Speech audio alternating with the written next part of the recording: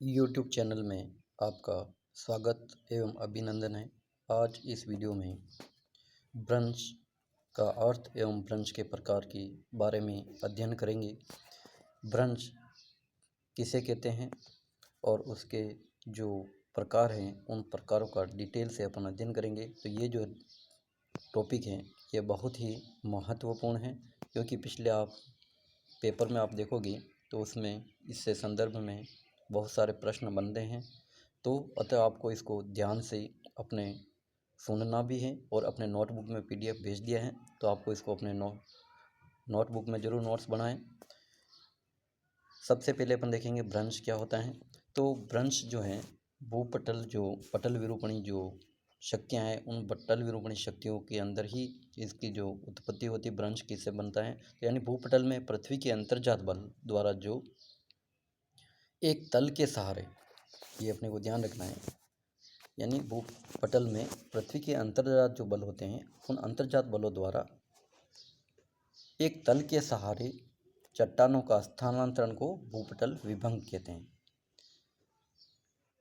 भूपटल विभंग के अंतर्गत यह जो होता है वो अंतर्जात बलों द्वारा ही उत्पन्न क्षैतिज संचलन के कारण तनाव तथा संपीड़न, जिसको इंग्लिश में टेंशन एंड कंप्रेंशन के कारण होता है। जब तनाव की शक्ति सामान्य होती है तो भूपटल में केवल चटकने यानी क्रैक्स ही पड़ते हैं, परंतु यदि यह शक्ति कुछ प्रबल होती हैं तो चट्टानों के स्तरों में स्थानांतरण होने लगता है। इसे विभंग यानी फ्रैक्चर कहते हैं।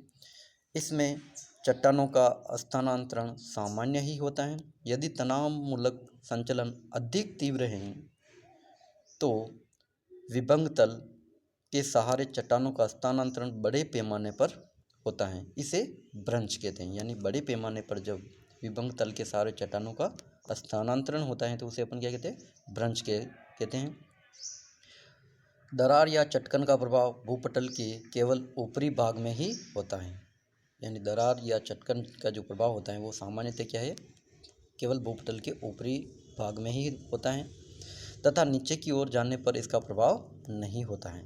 अब जो भ्रंश जो है, भ्रंश क्या है तो इसमें अपन देखेंगे तो भ्रंश जो है यह सर्वविदित है। यानी पहले भी आपको ऊपर इसमें टॉपिक में आ गया है। यानी तनावमूलक संचलन की तीव्रता, यानी इसमें ज़्यादा होती है।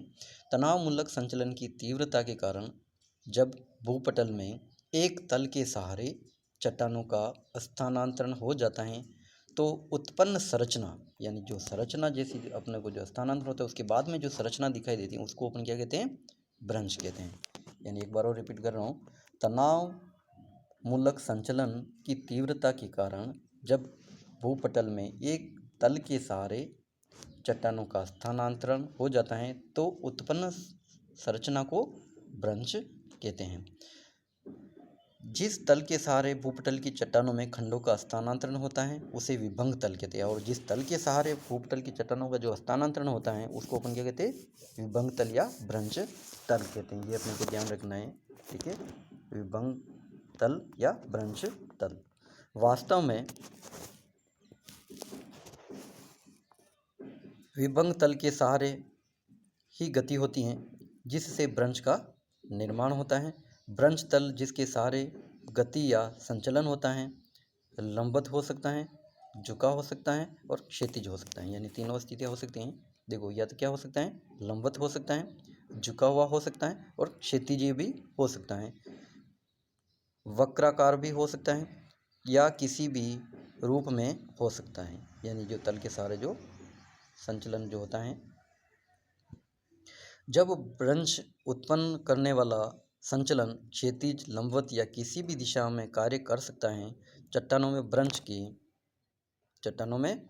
भ्रंश के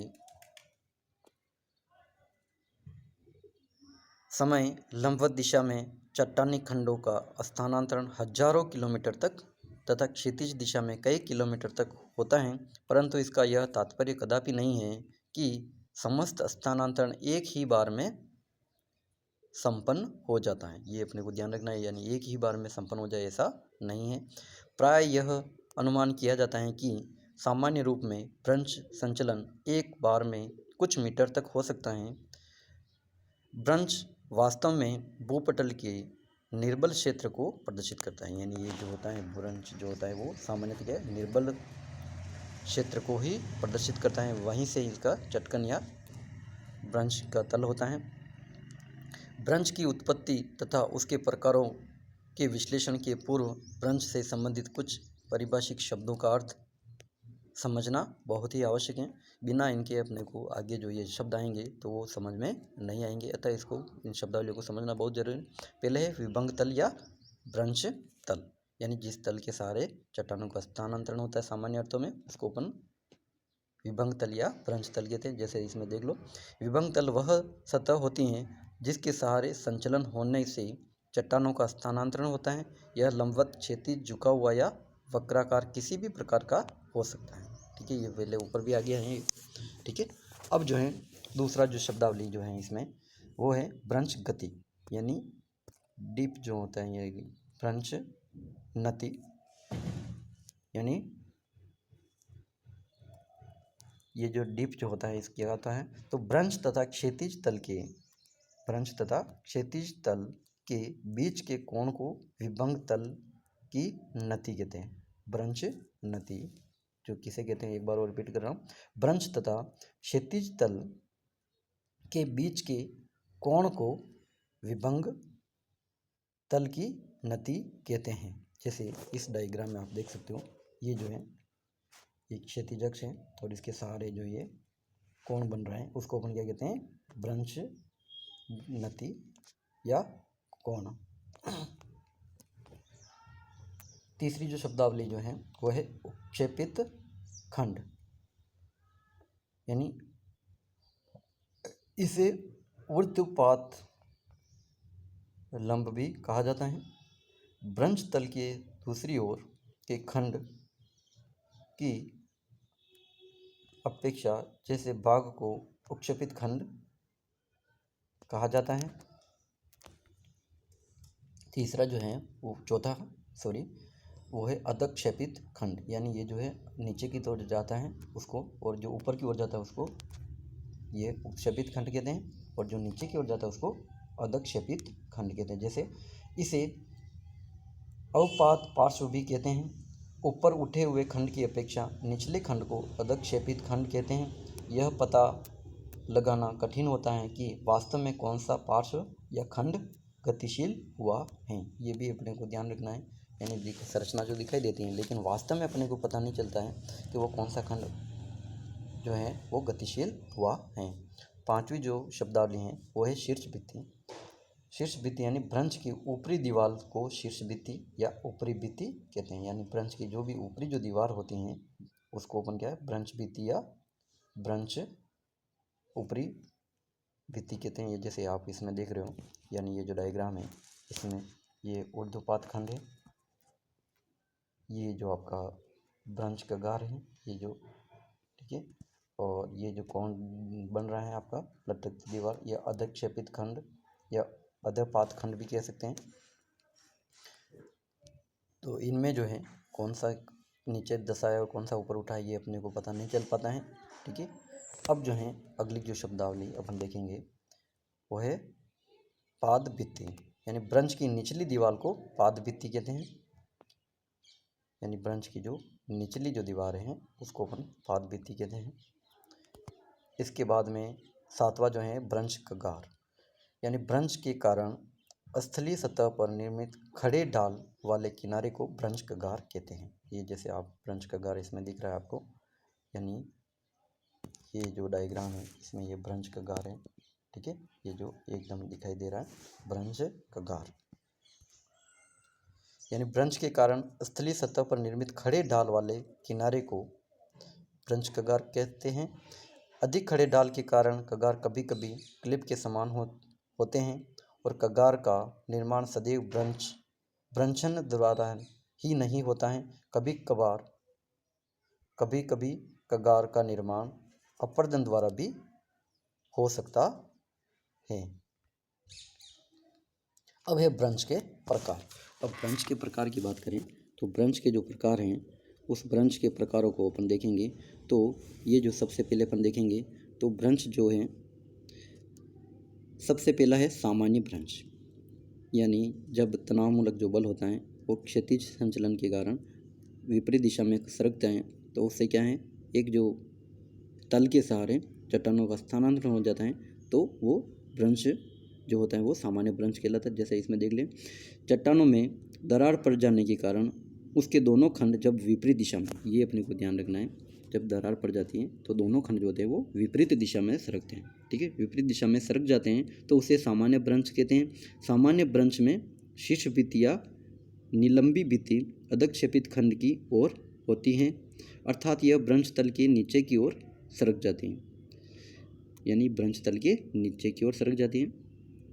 जैसे ये डायग्राम आप दिख रहा है, इसमें ये जो है विपरीत दिशा में बल कार्य किया तनावमूलक बल के कारण, और ये जो है फिर ये जो ऐसा जो संरचना बन जाती है आपको ये नीचे ये आपको दिखाई दे रहा है, तो उसको अपन क्या कहते हैं, सामान्य भ्रंश।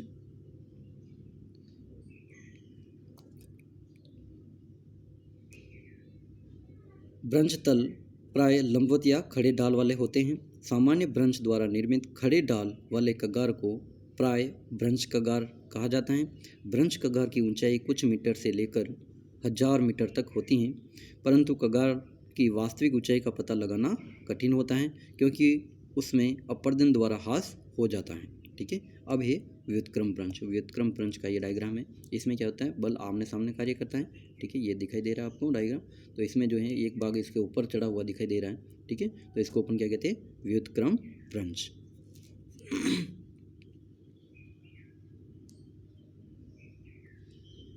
यानी व्युत्क्रम भ्रंश, जब चट्टानों में दरार पड़ने से चट्टानों के दोनों खंड आमने सामने खिसकते हैं, यानी एक दूसरे की ओर जो बल कार्य करता है, तो विक्षेपित खंड को व्युत्क्रम भ्रंश कहते हैं। इस तरह के भ्रंश से चट्टान का एक क्षेत्र दूसरे पर चढ़ जाता है। जब इस क्रिया को, ये जो क्रिया होती है उसको अपन क्या कहते हैं, उत्क्रम कहा जाता है।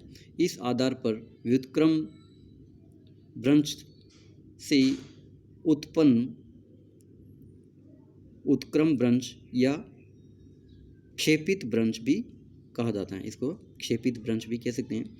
इस तरह के भ्रंश में शीर्ष भित्ति या विलंबी दीवार भ्रंश तल के ऊपर की ओर चढ़ जाती हैं, अर्थात शीर्ष भित्ति ऊपरी खंड के साथ ऊपर की ओर होती हैं और भ्रंश तल का ढाल जो है वो सामान्य होता है। ये आपको इसमें आपको जो है इसमें आपको पहले देखा है, फिर भी एक बार और मैं आपको बता देता हूँ। ठीक है, ये जो है आपने इसमें जैसे ये जो है ये आमने सामने बल कार्य किया और ये इधर से ये कार्य किया बल, तो आमने सामने जब बल कार्य करता है तो ये जो ऊपर वाला जो भाग है ये जैसे इसके नीचे वाला जो भाग है इसके ऊपर चढ़ा हुआ दिखाई दे रहा है, तो उसको अपन क्या कहते हैं, व्युत्क्रम भ्रंश कहते हैं। इस प्रकार की जब संरचना बनती है। अब जो है व्युत्क्रम भ्रंश का निर्माण मुख्य रूप से क्षैतिज संचलन के द्वारा उत्पन्न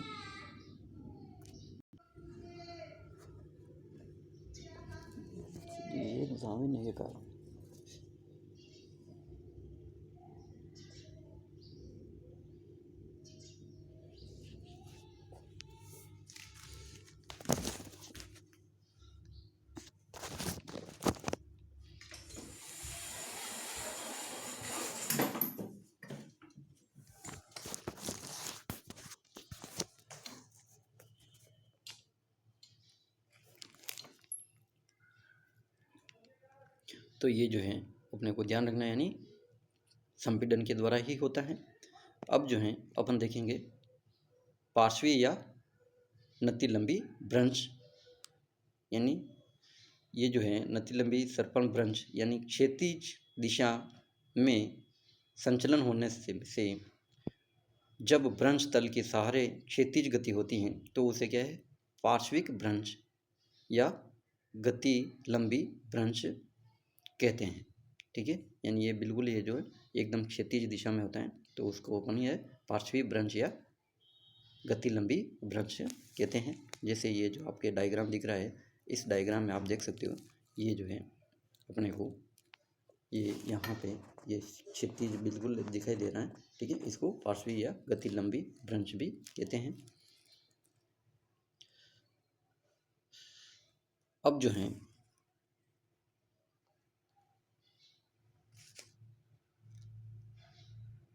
सोपानी भ्रंश, सोपानी भ्रंश की बात करें तो सोपानी जो भ्रंश है चौथा, जब किसी, ये डायग्राम जरूर बनाना है आपको, बिना डायग्राम के समझ में नहीं आएगा। ये तीसरा जो हमने देखा है प्रकार पार्श्ववर्त यानी पार्श्वी या गति लंबी भ्रंश, और इन सब के डायग्राम जरूर बनाने हैं।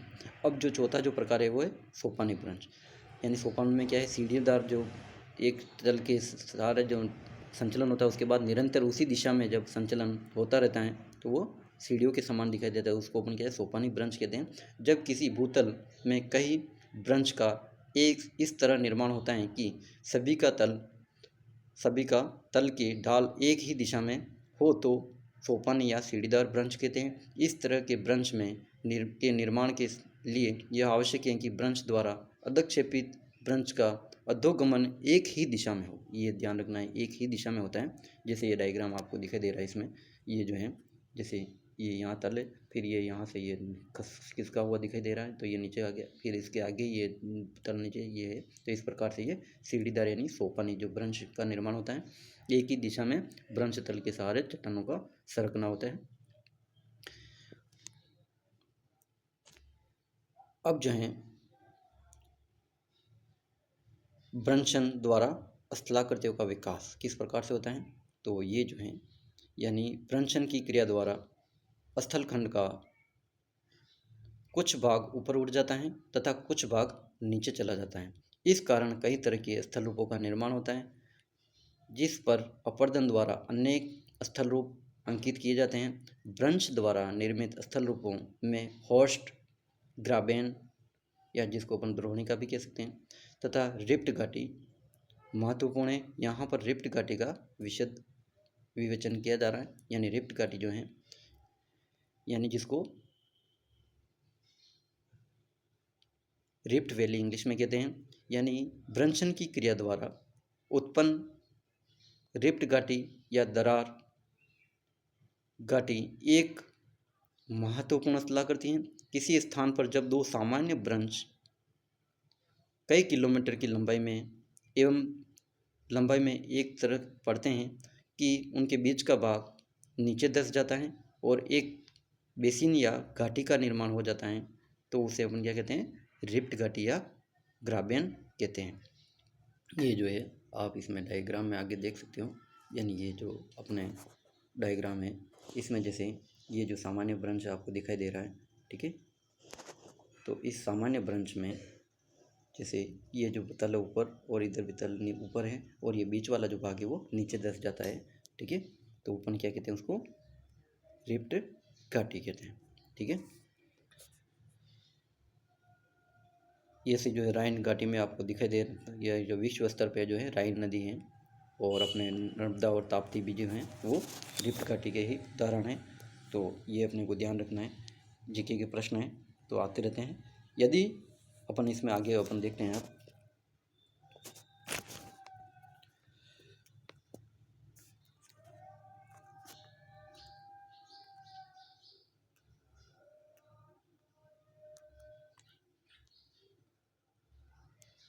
अब जो है इसमें रिप्ट घाटी जो है यानी कि ग्राबेन की गहराई इतनी अधिक हो जाती हैं कि तली सागर तल से भी नीचे चली जाती हैं तथा कैलिफोर्निया में जो है वो डेथ वैली, जो आप मृत्यु घाटी भी कहते हैं इसको, इस तरह की ग्राबेन की प्रमुख उदाहरण है। एशिया का मृत सागर भी यह ग्राबेन का ही उदाहरण है, यानी सागर रिप्ट घाटी का एक महत्वपूर्ण उदाहरण है। यानी कैलिफोर्निया की जो डेथ वैली है वो भी जो है रिप्ट घाटी का जो उदाहरण है। तो अपने को ध्यान रखना है कहाँ कहाँ पे रिप्ट वैली है और ग्राबेन है, तो ये जो क्या है बहुत ही महत्वपूर्ण है।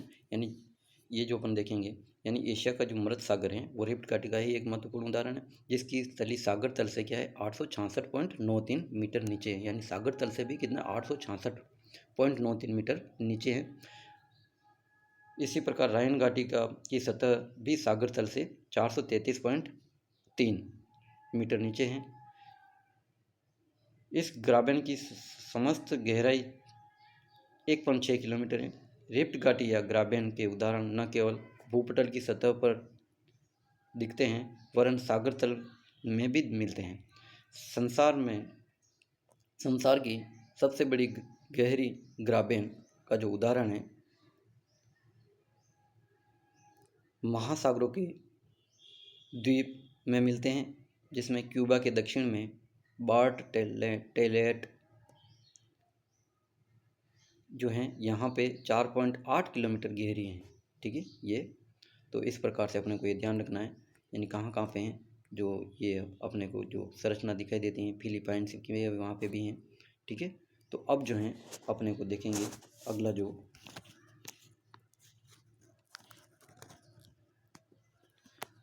संपीड़नात्मक जो परिकल्पना है, इसके आधार पे भी जो है इसमें जो है आमने सामने जब बल कार्य करता है तो दोनों ओर के जो तल है वो ऊपर उठ जाते हैं और बीच का जो भाग स्थिर रहता है, तो उससे भी क्या है रिफ्ट घाटी का निर्माण होता है।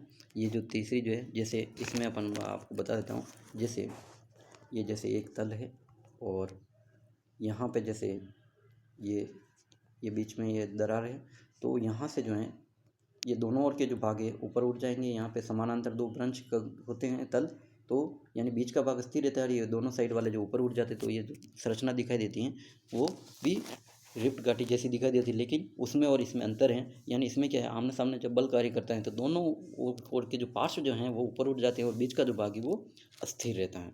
तो इससे भी रिफ्ट यानी इसका निर्माण होता है। तो अपने को जो अलग अलग जो परिकल्पना है, बर्नार्ड की परिकल्पना अलग है।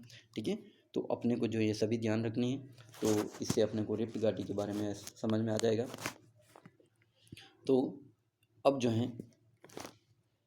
जो बहिर्जात बल की बात करें अपन, तो बहिर्जात बल जो है ये यदि अंतर्जात बल भूतल पर असमानताएं तथा विषमताएं उपस्थित करते हैं, तो बहिर्जात जो बल होते हैं वो भूतल पर उत्पन्न इन विषमताओं को दूर करने का प्रयास करते हैं। इस तरह बहिर्जात बल समतल स्थापक बल होते हैं, जबकि अंतर्जात बलों द्वारा भूपटल पर क्या होती हैं विषमताओं का सर्जन अचानक ही हो जाता है। तो बहिर्जात बलों को उन्हें दूर करने में दीर्घकाल यानी बहुत लंबा समय लगता है।